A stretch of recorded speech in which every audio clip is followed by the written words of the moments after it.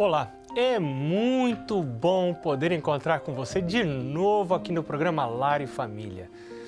Nós estamos numa série de programas conversando sobre o Sermão do Monte, o mais longo sermão pregado por Jesus e que aparece entre os capítulos 5 e 7 do Evangelho de São Mateus. Nós já estamos detidos, parados aí em um verso, no capítulo 6, verso 33, onde o Senhor Jesus diz: buscai, pois, em primeiro lugar o seu reino e a sua justiça, e todas as outras coisas vos serão acrescentadas. Eu quero contar para você que num período da minha vida eu estive afastado de Deus, eu estive longe de Deus. Eu inclusive tinha pensamentos suicidas, minha vida não era boa. Eu não tinha prazer em viver. As coisas não davam certo.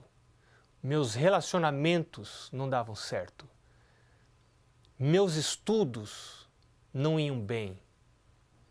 Meu comportamento na escola não era apropriado. Meus pais sofriam muito comigo na escola. E eu não tinha perspectiva alguma na vida. Tive envolvimento com más amizades. Mas em algum momento Deus me alcançou. E aí começou a luta da minha vida, que é a minha luta até hoje. A minha luta hoje é para ir à presença de Deus a cada dia. Eu entendi isso quando eu tinha entre 17 e 18 anos, se a minha memória está funcionando bem. Entre 17 e 18 anos. Na época que a gente gosta de dormir. Depois que você vai ficando um pouquinho mais velho, você tem que perseguir o sono. Quando você é novo, é o sono que persegue a você. E nessa época, eu entendi que eu estava entre o fracasso e o sucesso, entre a vida e a morte. Deus diz: hoje eu ponho diante de você a vida. Escolhe, pois, a vida. Está lá em Deuteronômio. E eu entendi tudo, não tudo, eu entendi o que importava entender na época. Eu entendi que era a luta da minha vida. A luta da minha vida não era para me formar na faculdade. A luta da minha vida era para ir à presença de Deus. Porque quando Deus fala de Josué, ele diz, aliás, fala de José.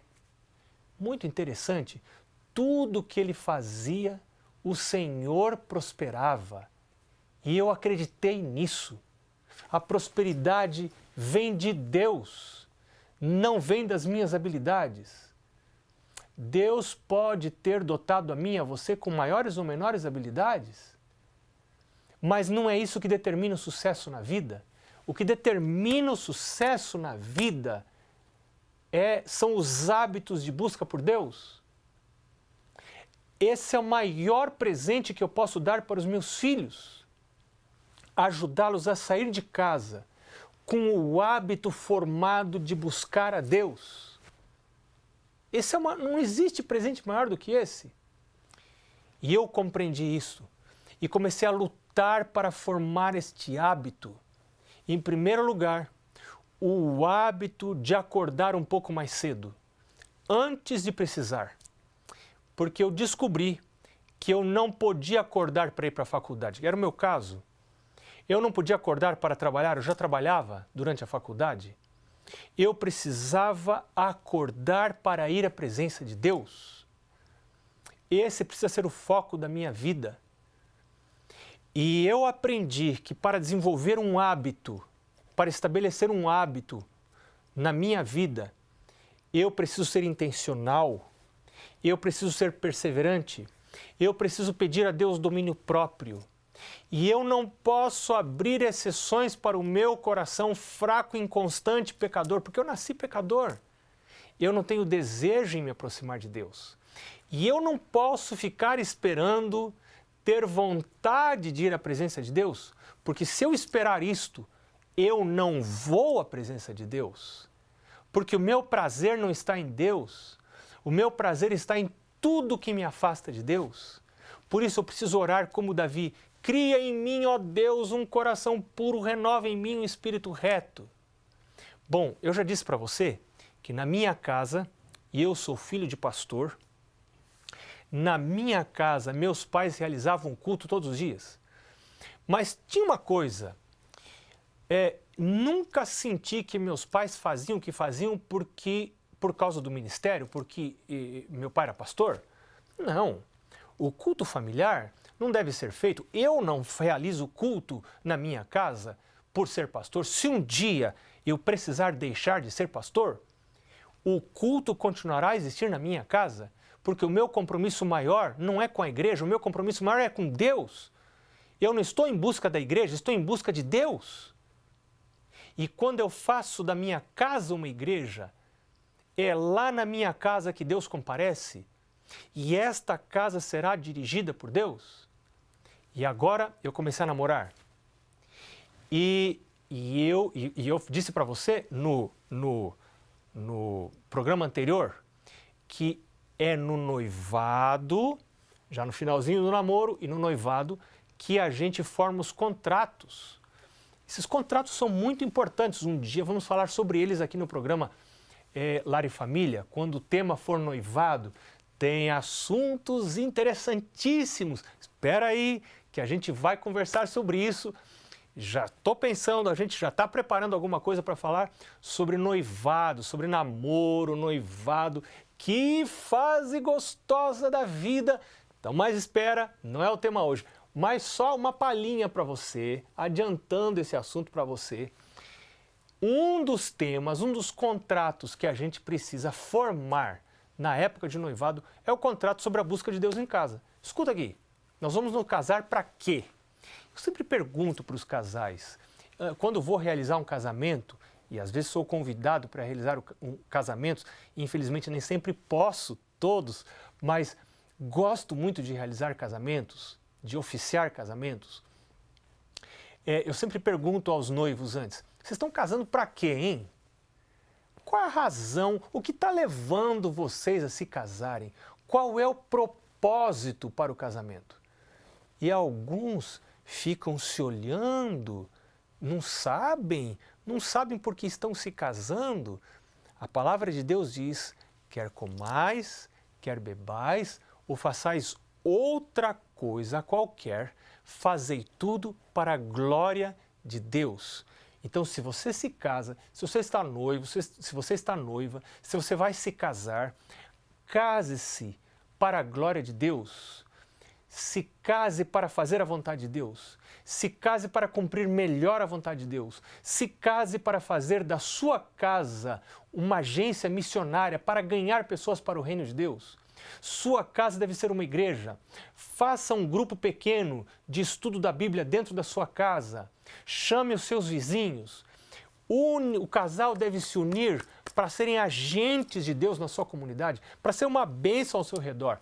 E o culto da família é algo muito importante nesse processo todo da família se aproximar de Deus. Você pode convidar vizinhos para o culto da família. Você pode convidar as crianças da comunidade para o culto da família. Mas lembre-se que no programa passado a gente viu que o culto deve ser rápido. Então, eu estava contando para você que nós começamos a namorar. E entre os contratos que nós fizemos antes de casar, estava o contrato do culto da família. Nós contratamos, nós combinamos, nós conversamos, nós acertamos que faríamos o culto da família todos os dias, enquanto estivéssemos juntos. E vamos estar juntos, com a ajuda de Deus, até que a morte nos separe. E nós não estamos correndo muito com isso, não. Vamos deixar que essa morte chegue na hora dela. Mas enquanto estivermos vivos, nós realizaremos o culto da família em casa. Porque a gente se casa para buscar a Deus. Chame a Deus para dentro da sua casa e você vai ver o que vai ser do seu casamento, o que vai ser dos seus filhos. Bênçãos, bênçãos muito grandes. Eu quero partilhar com você, como eu prometi no programa anterior, algumas sugestões que eu tenho aprendido com o passar dos anos sobre o culto da família. Como que a gente faz o culto? Como que a gente realiza o culto? Algumas coisas você vai poder aproveitar, outras coisas você vai adaptar, vai fazer diferente e vão funcionar na sua casa. Não precisamos fazer tudo igual. O importante é que aconteça o culto na sua casa. O primeiro aspecto, primeira parte, primeiro ponto importante é que o pai é o sacerdote da casa e é o responsável pelo culto da família. Deus determinou que o homem fosse o cabeça da casa, o cabeça da família. Este não é um conceito moderno. Este não é um conceito atual. Mas o conceito atual que tira a liderança do homem está dando no que nós estamos vendo aí. Lembrando que esta liderança não é liderança para exercer o egoísmo, para exercer a própria vontade, para ser servido pela casa. Não, é exatamente o contrário. É um conceito de liderança servidora. Esse líder é o que vai se sacrificar mais, é o que vai trabalhar mais, é o que vai servir mais. Por exemplo, se eu sou o líder espiritual da minha casa, sou o pastor da minha casa e lidero o culto da família, eu preciso acordar antes. Eu preciso aprender como chamar meus filhos, porque se eu despertar os meus filhos da maneira errada, eles não vão vir com alegria para o culto. Então eu preciso saber como despertar os meus filhos para o culto. Lá na minha casa, era o meu pai que acordava a família também para o culto da família. Aliás, meu pai e minha mãe trabalhavam muito juntos. Muitas vezes, se a minha memória está boa, o meu pai chamava para o culto e a minha mãe participava de maneira muito ativa no culto. Muitas vezes era minha mãe que lia o texto. A gente sempre lia um texto, tinha um livro, e esse livro existe até hoje, ele é produzido todos os anos, e você pode adquirir esse livro que se chama Meditações Diárias. Você pode adquirir em cpb.com.br. É um livro com um texto de uma página, um texto curto, que pode ser lido durante o culto. E é bom porque ele é curto. E culto curto é ótimo. Bom, a gente volta a falar sobre esse negócio de culto da família logo depois do intervalo. Fica aí e a gente já volta, tá?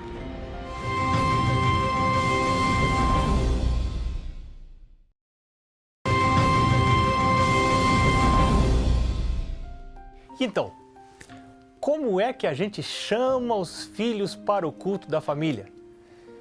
Geralmente os filhos gostam de dormir mais do que nós, os adultos.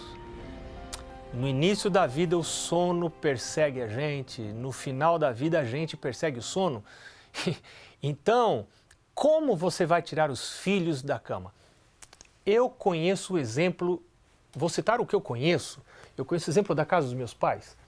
A minha mãe comprou um espremedor de laranja. Então meu pai e minha mãe acordavam antes. Minha mãe ia para a cozinha junto com meu pai e eles faziam suco de laranja. E eles levavam o suco na nossa cama todas as manhãs. O dia que não tinha suco era um copo de água, mas levavam a água, levavam o suco e com uma voz de carinho, voz carinhosa, voz amorosa, porque culto é coisa boa, culto tem carinho de pai e de mãe, culto tem voz carinhosa, porque Deus é um Deus carinhoso, Deus é um Deus amoroso, Deus não é um Deus de brutalidade, Deus não é um Deus de violência. Eu vi um ditado que dizia que com um fio de cabelo e voz mansa, você arrasta um elefante. Então, um princípio fundamental na hora de despertar os filhos é que não haja violência. Nem por força, nem por violência, mas pelo meu espírito, diz o Senhor. Eu preciso aprender, estou falando para mim mesmo, eu preciso aprender a resolver as coisas dentro de casa de maneira espiritual. Não por força, não por violência, não por gritos, não por mão forte, mas por joelhos dobrados. Você está tendo alguma dificuldade? Converse. Você insistiu com um filho para vir ao culto e esse filho não está levantando. Você vai começar a orar por esse filho e você vai conversar com esse filho. Talvez num outro momento, você chame o filho para conversar. O que a gente faz quando um filho não quer vir ao culto? Então também vou contar para você o que fez meu pai, porque foi a única casa em que eu fui criado. Então são essas experiências que me vêm à memória. Eu me lembro de um dia em que eu já estava fazendo faculdade e eu havia estudado até mais tarde e pensei que estudando até mais tarde eu estaria livre do culto da manhã, porque como havia ido dormir muito tarde, eu não queria despertar a hora que toda a família acordava, porque meus pais saíram para o trabalho, meus irmãos menores iriam estudar, mas eu teria aula mais tarde na faculdade. Então, eu pensava, eu já busco a Deus, eu tenho meu hábito de comunhão particular, e eu já estou para casar, já estou para sair de casa. Meu pai não precisa me obrigar a assistir o culto, porque eu já me achava um adulto, eu pensava que eu já era adulto, então não preciso levantar. Meu pai chamou lá na sala e eu não fui. Meu pai chamou a segunda vez e eu não fui. Meu pai veio pelo corredor, não vou esquecer disso. Sentou na minha cama, colocou a mão sobre as cobertas. Debaixo das cobertas estava eu. E meu pai disse, meu filho, você ouviu eu chamar para o culto? E eu com uma voz impaciente disse, ouvi, pai, mas você viu que eu estudei, o senhor viu que eu estudei até tarde ontem? Eu já tenho minha comunhão com Deus. Então eu não preciso acordar agora porque eu estudei até tarde ontem. Mas lembre-se de um princípio, o princípio da formação de hábitos. Cada exceção está destruindo o seu hábito, até que ele será destruído completamente. As exceções são destruidoras dos hábitos. Então meu pai disse, filho, nós amamos você. Você pode ficar nesta casa quanto precisar. Mas sua mãe e eu decidimos que esta casa servirá ao Senhor. Aqui em casa, nossas rotinas, nossas atividades serão regrados pela palavra do Senhor. A busca do Senhor é a coisa principal aqui em casa. E todas as pessoas que moram nesta casa precisam participar do culto da família. Minha avó, viúva já, morava conosco. Minha avó precisava participar do culto da família. Todos que estavam na casa participavam do culto da família. Visitas participavam do culto da família. Todos na sala, reunidos para o culto da família. Então meu pai disse, filho, eu sei que você está perto de sair de casa. Você vai ter sua casa. E você vai decidir se na sua casa você vai ter culto da família ou não. Essa é uma decisão sua. Eu não vou interferir. Eu sei que você já é adulto. Talvez nem fosse tão adulto assim, pode ser que é adulto, mas não maduro. Mas meu pai disse, e eu fiquei feliz, ele disse, você já é adulto, lá na sua casa você vai decidir, mas nesta casa, filho, nós decidimos que vamos ter culto da família. E eu quero pedir a você, com todo carinho, e meu pai procurou ser carinhoso no que falava, ele disse, eu quero pedir a você que enquanto você estiver aqui, pode ficar quanto precisar, eu quero pedir a você que venha, se levante cedo para vir ao culto da família. E não era tão cedo assim. Era 6:30 da madrugada. Nem é madrugada, né? 6:30 da madrugada, que normalmente era feito o culto lá na nossa casa, o culto da manhã. Então, não é um sacrifício assim tão grande. E meu pai disse algo mais. Ele disse, filho, se eu permito a você ficar na cama até mais tarde e não assistir o culto e não participar do culto, o que eu vou dizer para os seus irmãos que são mais novos no dia que eles também quiserem ficar na cama? Eu não posso abrir essa exceção para você, porque você é o filho mais velho, porque você está fazendo faculdade, porque você estudou até mais tarde. Então, meu filho, todos nós da casa precisamos regrar a nossa vida, regrar as nossas escolhas, as nossas atividades de tal maneira para que o culto da família seja a principal coisa da casa. E eu me lembro que eu me levantei, sem concordar com meu pai, mas Eu estava morando na casa do meu pai, ganhava comida, ganhava roupa lavada, ganhava luz, água, banho, chuveiro, tudo. E eu estava ali morando e eu precisava atender às regras da casa. E as regras da casa não são escolhidas de forma arbitrária por causa do egoísmo dos pais, mas são regras que são escolhidas para honrar a Deus, para pôr a Deus no centro, para fazer da busca de Deus a primeira coisa, a coisa mais importante. Periodicidade do culto, todos os dias, pela manhã, pela noite. Eu me lembro de uma outra história. Nós estávamos voltando de férias, meu pai havia dirigido o dia todo, estava muito cansado, mas ele e minha mãe haviam feito um acordo de que os dois não fraquejariam ao mesmo tempo. Se um fraquejasse, o outro tomaria o bastão e seguiria em frente. E nós chegamos em casa de uma viagem longa, volta de férias, imagina, o carro cheio, porta-mala cheio, e nós tínhamos o hábito de descarregar as malas, tirar as coisas do carro sempre na chegada, não deixar para outro dia. Às 3 da manhã, quando chegamos, tiramos todas as malas, descarregamos, estávamos exaustos. Eu acho que nem haveria banho nessa noite. Não conte para ninguém, mas eu acho que não haveria banho. Está todos muito cansados, exaustos. E quando estávamos entrando em casa, o meu pai quase não conseguia mais caminhar. E a minha mãe disse, ei! Todos nós paramos. Ela disse, eu lembrei que nós esquecemos de uma coisa.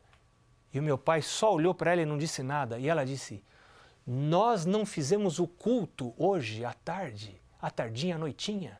Claro, estávamos viajando. Eu me lembro de ter pensado, eu era um adolescente, eu me lembro de ter pensado, que absurdo, que fanatismo. 3 horas da manhã, não é possível que eu estou ouvindo isso. Então eu olhei para o meu pai. O meu pai fez assim, mas começou a caminhar para a sala. Eu já sabia que não tinha negociação. Fomos todos os filhos para a sala. Eu dormindo, meus irmãos dormindo, meu pai de olhos fechados. Minha mãe tomou o livro, à noite a gente lia um livro, um livro de meditações diárias para jovens, para adolescentes, chamado Inspiração Juvenil, que você ainda hoje pode adquirir em cpb.com.br. Minha mãe lendo aquela leitura para aquela noite, eu não me lembro de uma palavra do que minha mãe leu. Mas eu me lembro de uma coisa. Cada exceção é destruidora dos hábitos. Eu não prestei atenção no tema lido, mas o que está na minha memória até hoje é que meus pais queriam pagar o preço para não deixar de ter culto em casa, para que o Senhor ocupasse o primeiro lugar em casa. Isto foi algo muito impressionante. E se você não tiver disposto a ser radical para estabelecer o culto da família na sua casa, eu garanto para você que o inimigo de Deus vai arrumar um jeito de tirar o culto, a bênção do culto da sua casa. Mas se houver culto na sua casa, a promessa de Deus é que todas as outras coisas vos serão acrescentadas. Quanto tempo deve levar o culto? Rápido. Já disse para você no programa anterior que o nosso alvo lá em casa é um culto de 5 minutos. O que a gente faz no culto? 3 coisas. Cantar, se está cedo demais, canta baixinho para não acordar os vizinhos, para não receber pedrada no seu telhado, canta baixinho, mas canta. Está com muita pressa? Só uma estrofe do hino. Muita pressa, muita pressa. Só o coro, mas canta. Cantar, orar e ler a Bíblia. 3 coisas. Cantar, ler a Bíblia e orar. Você pode usar um livro de meditações diárias também. Que horário? Estabeleça horário de maneira que todos os membros da família possam estar presentes. O Dr. John Jungberg foi um dos primeiros líderes do Ministério da Família da Igreja Adventista Mundial. Me contou certa vez algo muito interessante, que durante 5 anos a sua família precisou fazer o culto da família, o culto da manhã, às 5:30 da manhã, porque um pouquinho depois desse horário era o momento que o filho mais novo saía para fazer faculdade numa cidade próxima. Se eles fizessem o culto mais tarde, esse filho não poderia estar presente. Então, toda a família fez o sacrifício de acordar mais cedo para poder fazer o culto junto com este filho que sairia mais cedo. Meu amigo, minha amiga, Deus tem bênçãos para você. Deus tem bênçãos para a sua casa. Deus tem bênçãos para o seu casamento. Deus tem bênçãos para os seus filhos. Mas estas bênçãos começam a cair quando a gente resolve fazer da casa uma igreja. Quando a gente resolve fazer da busca por Deus o foco principal, a atividade principal da vida, das rotinas da casa. Eu gostaria de convidar, eu quero convidar você hoje a tomar uma decisão pela realização do culto da família e a dizer como disse Josué: hoje escolhi a quem sirvais, porém eu e a minha casa serviremos ao Senhor. Deus abençoe você. Seja forte no Senhor. O Senhor seja contigo.